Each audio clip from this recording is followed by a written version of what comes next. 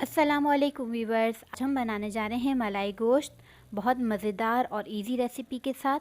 तो अपनी recipe start करते हैं। मैं मैरिनेशन का सामान बता देती हूँ। तो सबसे पहले हमारे पास ये गोश्त है, मटन का हड्डी और बोटी समेत मैंने लिया है। और इसके अलावा आप बीफ भी इस्तेमाल कर सकते हैं और चिकन भी इस्तेमाल कर सकते हैं। मैंने मटन लिया है हाफ़ kg। इसके अलावा हमारे पास है दही 1 कप के करीब। क्रीम हमारे पास है, आप कोई सी क्रीम पैक भी आती है वो भी आप ले सकते हैं। ये तकरीबन 1 कप के करीब है। पपीता मेरे पास थोड़ा सा पका हुआ था पपीता, 2 टेबल स्पून लिया है। अगर आपके पास कचौरी पाउडर हो तो आप वो भी इस्तेमाल कर सकते हैं, 2 टेबल स्पून के करीब। हमारे पास है 1 टीस्पून के करीब। हमें मसाला बनाने के लिए जो चीज़ों की ज़रूरत होगी वो है प्याज। ये मैंने 2 मीडियम ले लें या स्मॉल है तो 2 से 2.5 के करीब ले लें। इस तरह इसको स्लाइस कर लेंगे। घी हमारे पास है 1 कप के करीब। तेल है तो आप तेल भी यूज़ कर सकते हैं, मगर अच्छा रिज़ल्ट जो आएगा वो घी से आएगा। मसाला हमारे पास है हाफ़ टी स्पून। मसालों में हमारे पास 3 मसाले हैं। पिसा और भुना हुआ ज़ीरा है 1 टीस्पून, पिसा धनिया है 1 टीस्पून, पिसी लाल मिर्च है 1 टीस्पून और ये काली साबुत मिर्चें मैंने ली हैं, ये हाफ़ टीस्पून। और लास्ट में हमारे पास 2 टेबल स्पून लहसुन अदरक का पेस्ट। पहले जो हूँ गोश्त को हम मैरिनेशन करेंगे, क्योंकि इसे हमें तकरीबन आधा घंटा रखना है। तो इसमें सबसे पहले मैं शामिल करूँगी दही 1 कप,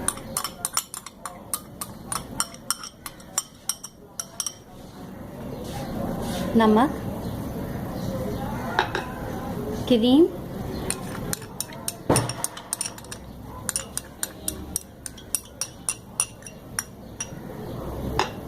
और पपीते का पेस्ट। नहीं हो तो कचौरी पाउडर भी इस्तेमाल कर सकते हैं। इन सबको मैरिनेट करके सही से मिक्स करके हम आधे घंटे के लिए रख देंगे।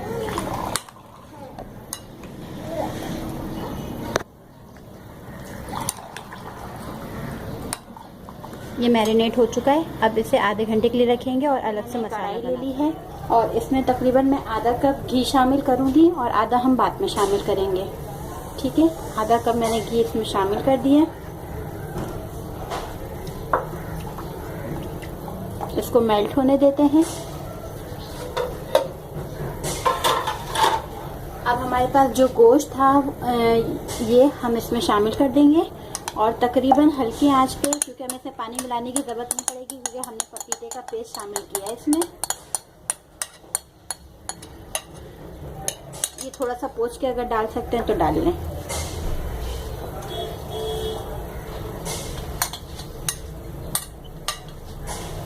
ये बहुत मज़ेदार रेसिपी है और बहुत कम लोग इसे ट्राई करते हैं, मगर ये बहुत अच्छी रेसिपी है। इसे इसमें डाला और इसको लो फ्लेम पर हम इसे सही से पका लेंगे। एक दफ़ा मैं इसे चला देती हूँ।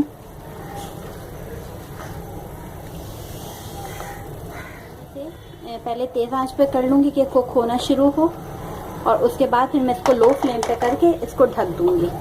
ठीक है, ये हम इसको कवर कर देती हूँ। जैसे इसमें तेज़ वो होगा, हीट जमा हो जाएगी, तेज़ पकने लगेगा, मैं इसको लो कर दूँगी और उसके बाद मैं तकरीबन इसको इतना गलाऊंगी कि मलाई की तरह बहुत अच्छा तरीके से गल जाए गोश्त, यानी हाथ लगाएं और यूँ टूट जाए सही से। तेज़ पकना शुरू हो गया। अब मैं इसे हल्की आंच पे कर देती हूँ।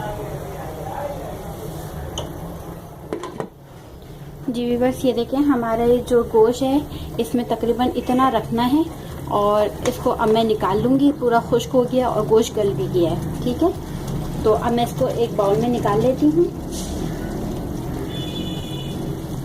क्योंकि अब हम इसमें मसाला भुनेंगे। तीसरा स्टेप पूरा करेंगे हम।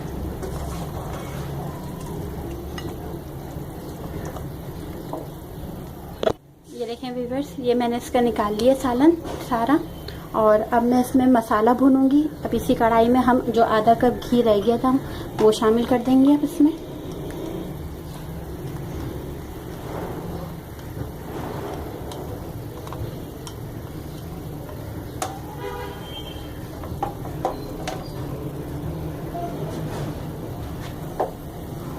हमें प्याज अपनी ब्राउन करनी है, गोल्डन ब्राउन। ये हमने प्याज शामिल कर दी। और अब हम इसे प्याज को ब्राउन कर लेंगे।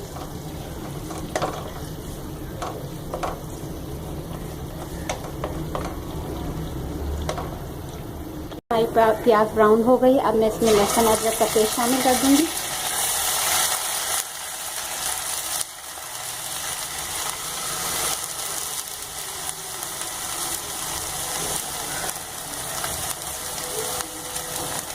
कुटा हुआ ज़ीरा और हमारे पास है पिसा धनिया और पिसी लाल मिर्च और गरम मसाला, साबुत काली मिर्च, ये सब जो मैंने आपको दिखाया था ये सब शामिल कर देंगे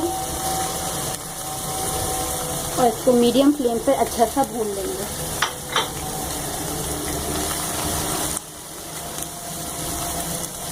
अगर मसाला लग रहा है तो नीचे आप थोड़ा सा पानी भी शामिल कर दीजिएगा।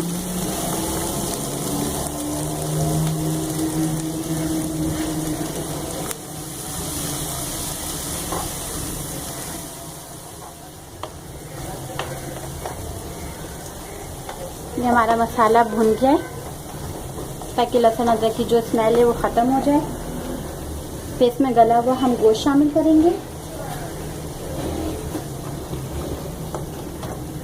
ये बिल्कुल भुना भुना होगा और बहुत जूसी होगा। इसको मिक्स करते हैं।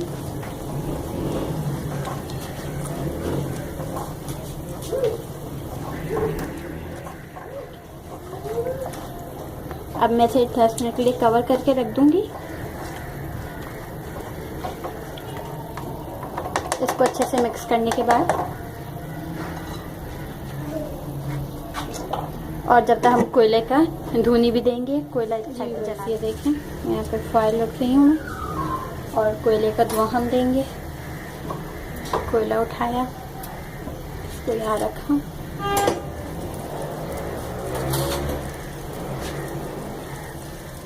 थोड़ा सा तेल डाला या घी डालेंगे तो ज़्यादा अच्छा रहेगा और इसको बंद कर दिया। अब मैं इसको सर्व। मलाई गोश्त तैयार है और बहुत मज़ेदार सी रेसिपी है और इजी। उम्मीद है कि आपको पसंद आएगी। लाइक करिए, कमेंट्स करें, शेयर करें और खुदा हाफ़िज़।